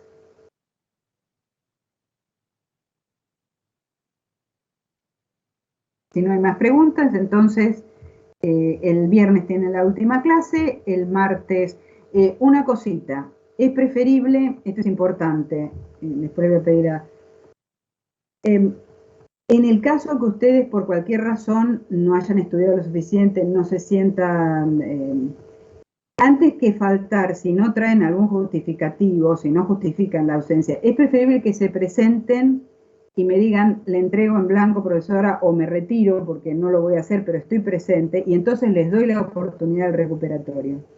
Pero no me digan, no, bueno, no me presenté porque no tuve ganas, no estudié lo suficiente. Presentate, me avisás, me voy, entonces yo te pongo, quedás con un aplazo y te mando directamente al recuperatorio, que después esa va a ser la nota que te va a quedar. Es decir, no falten... si es que no lo van a dar, vengan y me dicen no lo voy a dar. ¿Ok? ¿Se entiende esto, no?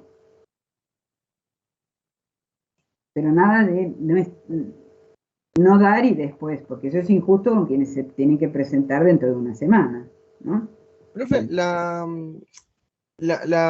evaluación va a ser a desarrollar el parcial? ¿A desarrollar o no? Van a ser como cosas concretas. Multiple choice no es, No, yo sé, pero para usted nos preguntan un ejemplo, ¿no? ¿Qué es la tercera posición? Y nosotros de ahí nos explayamos. Yo te voy a decir, todavía, la verdad, sinceramente te digo, todavía no pensé, estoy cambiando, porque la verdad para mí es una tragedia corregir de esta manera. Además que es un embole corregir, y se corrige de una manera muy, muy exhaustiva, digamos, yo por lo menos lo hago así, entonces me cuesta un trabajo enorme, estoy viendo de qué manera puedo hacerlo más llevadero, sobre todo para mí. Pero no, todavía, multiple choice seguro que no. Después vemos qué modalidad, o sea, pero sí van a tener que escribir.